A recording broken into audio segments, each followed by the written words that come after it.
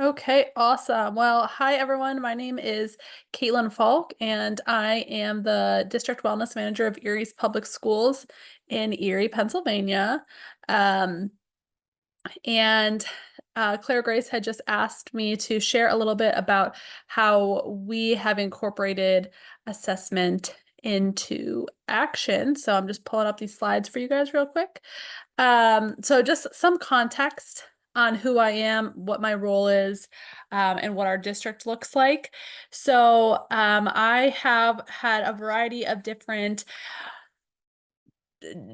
positions in my career so far that are all related to out of school time programming. So I worked at a summer camp for 2 years as the program director. I worked at a college and university recreational wellness where I was doing the community programming, which looked at like parks and also some collaborations with schools. And then I served as the OST coordinator in one of our schools in our district for 5 years. And now I'm about a year and a half into my role as the district wellness manager. And so our district is City of Erie. We are all Title I schools, and we have 15 traditional schools, but we are also considered community schools. And what I like to call my elevator pitch for community schools is that we support the students outside the classroom so they could be successful inside the classroom. And community schools are really just wraparound services for the students to support them in learning and in life. And so that kind of plays a huge role in our out of school time programming because our community school directors at each of the schools are directly responsible for the out of school time programming. So in our district, most schools do a 4 to 6 week lightning program.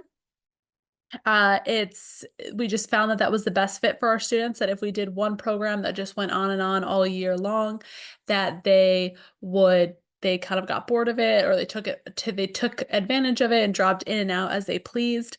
And we don't do necessarily after school programming as a like a childcare service. We did intentional programming. So it would be, kids could sign up for karate and it was be 4 to 6 weeks of learning karate, or dance, or construction, and they would learn how to build things.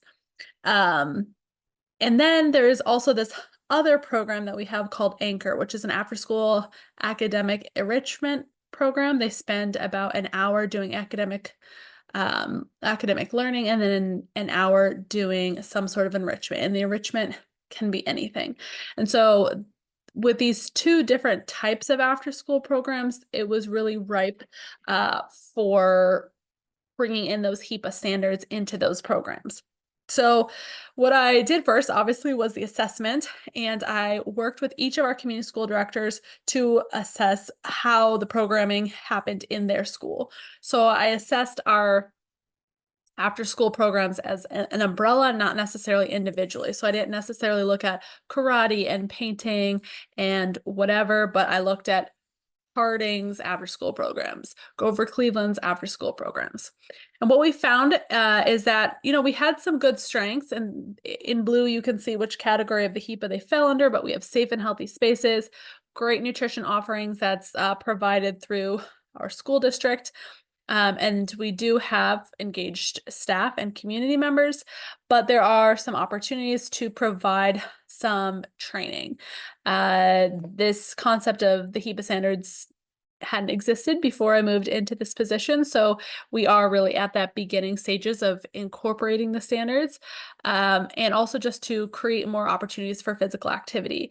A lot of our programs, as you'll see on the next slide, are chosen by students. So we like to honor student voice and choice, but sometimes these students are picking activities that are traditionally sedentary, like an art program. Well, that doesn't mean that they can't do art because we have to align to these standards, or that because we're doing art, we can't do anything physically active, but we just have to be really intentional about how we can fuse the students' choices with physical activity and healthy eating. The other challenge is there's lots of cooks in the kitchen. So each school's OST program is led by their community school director, and each of those community school directors or CSDs have different personality, have different level of engagement. It's not their only project to do after school programming. So sometimes, it might not be of a the top priority for them. And all of those CSDs are not actually school district employees. They report to our local United Way. So that's just another engine to try to get on board. I did do the HEPA training with the United Way staff, with some hopes that in the future, these standards would be implemented. And we already did revise our partnership agreement with all program partners that they are to fill out the program partnership by including ways that they'll be physically active with their students. But that kind of leads into the next point. Our volunteer agreement is already cumbersome. We're only asking people to do 4 to 6 weeks. There's a very intense program partnership agreement with the clearance package. And so kind of adding to this by asking our volunteers to come up with a physical activity plan is maybe asking a little bit too much, particularly since a lot of our program providers are volunteers. So we wanted to take all of that information and bring it into action. One is to look at the 2 different programs. One is our anchor program, which is that academic enrichment program that's led by the district. So to work with those program directors, creating a resource bank. That's actually one of the things that I had said in an earlier section of this workshop. Was one of the things that I wanted to work on was creating this big resource bank. And so I've been steadily working on that. My goal by the end of the year would be to have 30 different lesson plans that they can pull from with the kids that would have, and some kind of energizer when they come in after sitting all day, then some kind of focus activity where they are doing some SEL teamwork while also being really intentional with physical activity. And then also bringing in more physical activity-based program providers for that enrichment program. And then on the other side of things, to work directly with the United Way to give this HEPA training to the CSDs. As I mentioned, I already gave this training to the United Way administrators, but now to actually train the CSDs, who would be the ones to directly implement it, is key. Involving the HEPA standards in the MOU, we did already do that. Collaborate for grant funding. We have submitted a couple grants mentioning that we are focusing on HEPA standards and that this is a goal, but really the training the staff was something that we scored lower on in the original assessment, and that's not something that has changed so far. So I'm hoping that this summer, since we just did these HEPA standards at the beginning of this year, that this summer could really be a time to train our community school directors, and then also offer accessible like webinar trainings for our volunteers to say, before you come in and lead this program, that here's a 15-minute or less filmed video on what the HEPA standards are and why we want you to include them in your programming.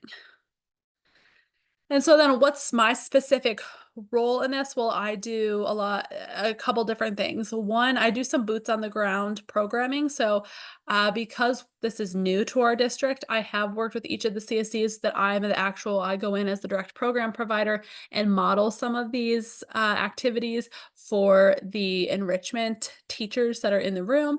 And then I have given them a couple of those lesson plans that they could do in the future.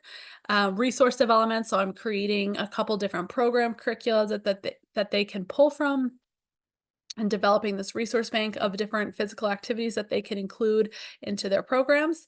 And then just serving as a liaison between the different engines. So the United Way and working on our district wellness council, community engagement subcommittee.